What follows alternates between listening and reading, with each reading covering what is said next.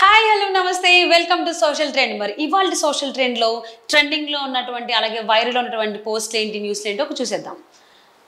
So first Jaganmohan Reddy వెనకాల ఇది కత్తి ఇదేమో గొడ్డలి దానికి సంబంధించి పెట్టి ఫర్ సేల్ అని ఆంధ్ర రాష్ట్రానికి సంబంధించి పెట్టారు. సో ఎందుకు అనంటే సచివాలయాన్ని కూడా తాకట్టు పెట్టి డబ్బులు తీసుకున్నారు బ్యాంక్లో అని దానికి సంబంధించి అనుకుంటా. సో అది జరగడం వల్ల ఇలా చేసినట్టున్నారు మేము. నెక్స్ట్ మన అవసరానికి ఇల్లు తాకట్టు పెట్టుకోవట్లేదా, అలానే జగన్ అన్న కూడా సచివాలయం తాకట్టు పెట్టాడు.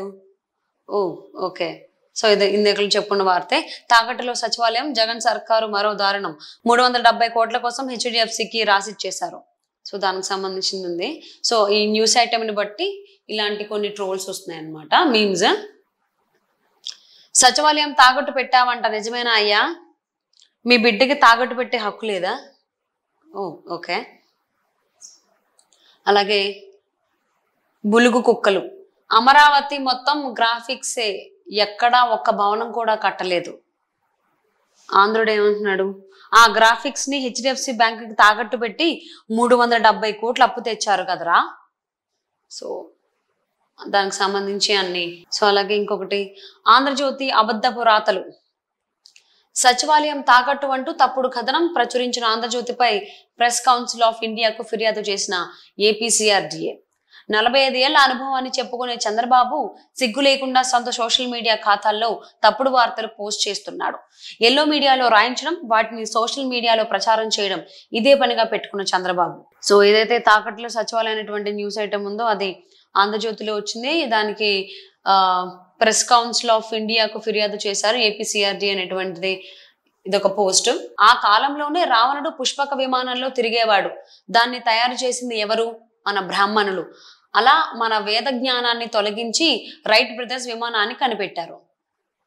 అదే బ్రాహ్మణులు రాముడికి కూడా పుష్పక విమానాన్ని తయారు చేసి ఇచ్చుంటే మా సీతమ్మకి ఇన్ని కష్టాలు వచ్చుండేవి కాదు.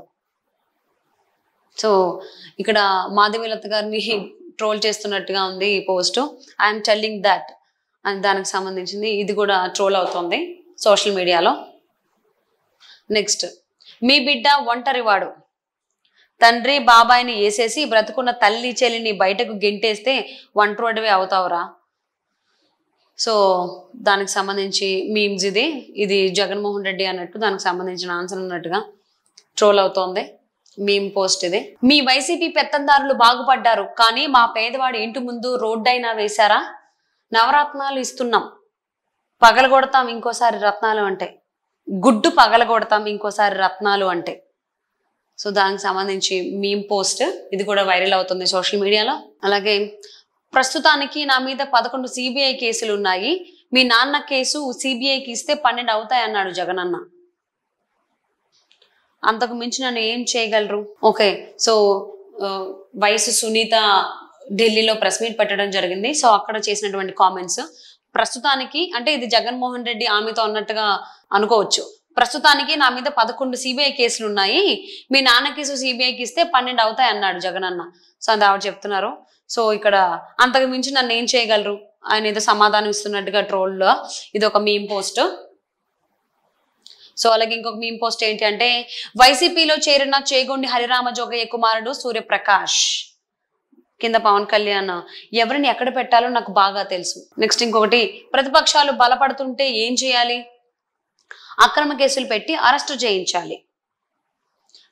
చేయించాలి. సో దీనికి సంబంధించింది అంటే ఏపీ రాజకీయాలకు సంబంధించినటువంటిది, ఆ సిచ్యువేషన్ తగ్గట్టు. నెక్స్ట్ అలాగే షమ్మి, నాన్న నాకు ఇచ్చిన వాటా ఇచ్చేస్తే వెళ్ళిపోతా, అడిగిన వెంటనే ఇచ్చేయడానికి అదేమి సక్రమంగా సంపాదించింది కాదమ్మా, దాన్ని కాపాడటానికి 16 నెలలు జైల్లో దుడ్లు కడిగాను. సో ఇది కూడా ఒక మీమ్ పోస్ట్ సోషల్ మీడియాలో వైరల్ అవుతోంది. నాన్న హత్య కేసులో జగన్ పాత్రపై విచారణ జరపాలి, నాన్నను గొడ్డలితో చంపారు అనే విషయం జగన్ అన్నకు ఎలా తెలుసు? సో సునీత ప్రశ్నిస్తున్నటువంటి ప్రశ్న, ఇది కూడా ఈ పోస్ట్ సోషల్ మీడియాలో వైరల్ అవుతోంది. అలాగే మన మంత్రులందరూ ఒక విషయంలో కలిసికట్టుగా పనిచేస్తారు, అది ఎప్పుడూ తెలుసారా నీకు? పోలవరం ప్రత్యేక హోదా విషయంలోనా అన్న?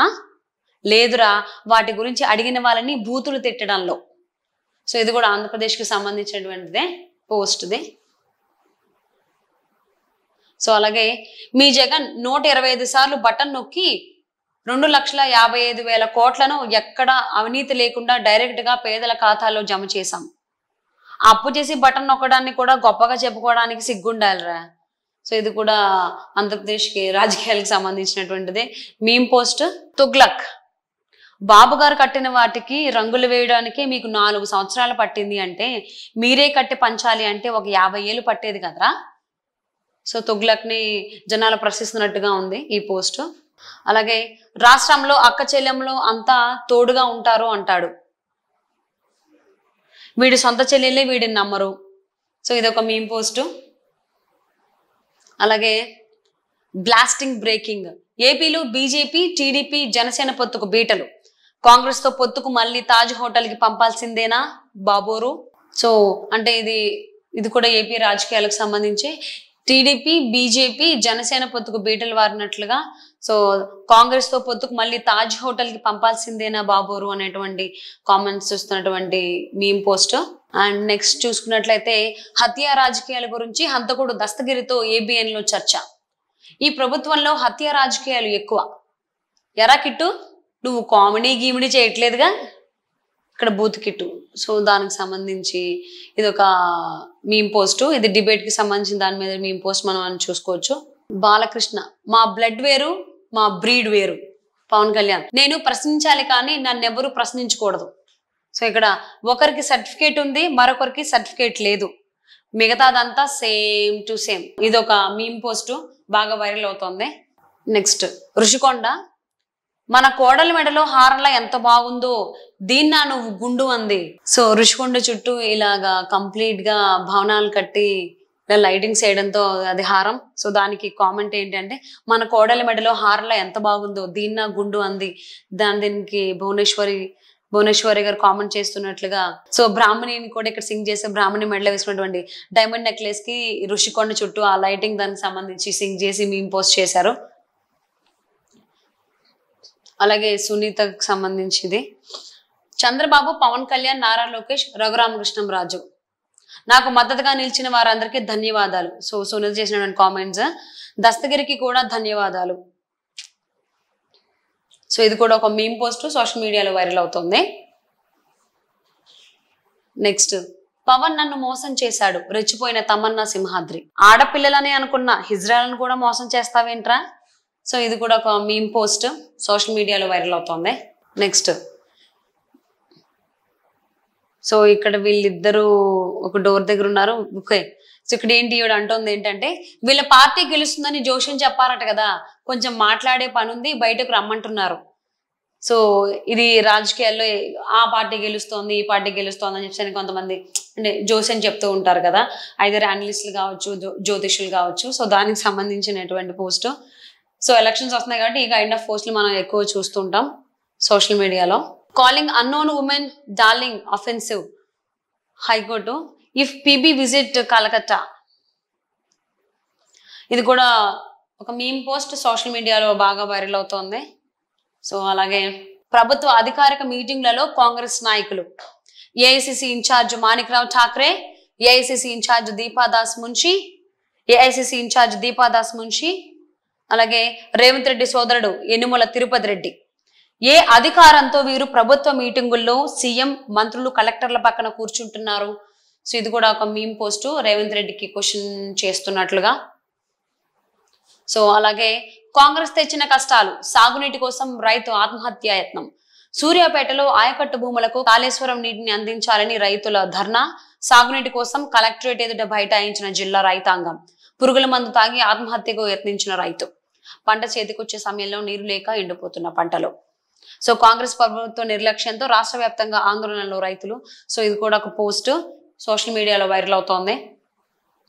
సో అలాగే కాంగ్రెస్ చేతగాని పాలన రైతన్నకు శాపం.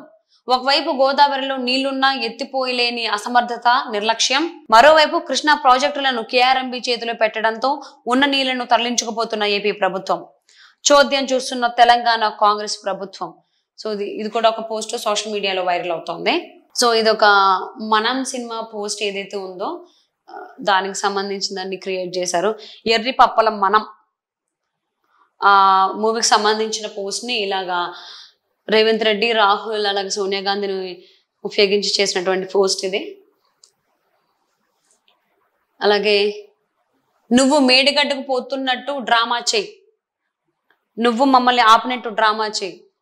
సో వీళ్ళిద్దరూ మాట్లాడుకుంటున్నట్లు. సో ఎవరిద్దరు అంటే ఇక్కడ కేటీఆర్, ఇక్కడేమో రేవంత్ రెడ్డి అన్నట్టుగా మనం చూసుకోవచ్చు ఈ పోస్టుల ద్వారా. చూస్తే ఇది రేవంత్ రెడ్డి ఫేస్ లాని అనిపిస్తుంది. ఈయన కేటీఆర్ ఫేస్ అయితే చాలా క్లియర్గా ఉంది, ఈయన కేటీఆర్ అని. ఇక్కడ మాత్రం కొంచెం కన్ఫ్యూజన్గా పెట్టేలాగా పెట్టారనమాట. ఇంకొక పేపర్కి సంబంధించిన పేపర్ కట్ అనమాట ఇది. ఇందులో చూసుకున్నట్లయితే నమస్తే తెలంగాణ పేపర్లో వచ్చినటువంటి పోస్ట్ ఇది. తెలంగాణలో మళ్ళీ బీఆర్ఎస్ఏ వ్యూహకర్త ప్రశాంత్ కిషోర్ అంచనా, కేసీఆర్ కు తిరుగులేదు, హ్యాట్రిక్ పక్క, సరైన నాయకుడు లేని విపక్ష ఇండియా, జాతీయ మీడియా ఇంటర్వ్యూలో ఎన్నికలపై కుండబద్దలు కొట్టిన పీకే. సో ఇది పాత పోస్టు, ఇది ఇప్పుడు మళ్ళీ ట్రెండ్ వైరల్ అవుతోంది. ఇది ఒక పోస్టు. మాటలు ఘనం చేతలు శూన్యం, కారు కమలం హామీల అమలు ఎరుగం. So only sentiments, no development. So ఇది కూడా రాజకీయాలకు సంబంధించినటువంటి పోస్ట్. ఇది కూడా మేము బాగా వైరల్ అవుతుంది పోస్ట్. ఒకరిది విజన్ వికసిత భారత్, మూడో అతిపెద్ద ఆర్థిక వ్యవస్థ, ప్రతి ఒక్కరికి ఇల్లు. ఇంకొకరిది మిషన్ కులగణన కులగణన కులగణన. సో ఇక్కడ రాహుల్ గాంధీ, ఇక్కడ మోదీ. సో మోదీ విషన్ ఎలా ఉంటుంది ఏంటి అనే ఆలోచనలు, దానికి సంబంధించి ఇక్కడ ఓన్లీ మిషన్ అంటున్నారు. ఆ మిషన్ అంటే కులగణనకు సంబంధించి ఉంది రాహుల్ గాంధీకి అనేటువంటి మీనింగ్ వచ్చేలాగా పోస్ట్ ఉంది. ఇది కూడా సోషల్ మీడియాలో వైరల్ అవుతోంది.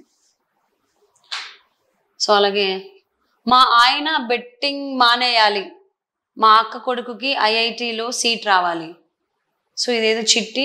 సో ఈ చిట్టి ఎవరెవరికి ఇచ్చారో మరి తెలియదు.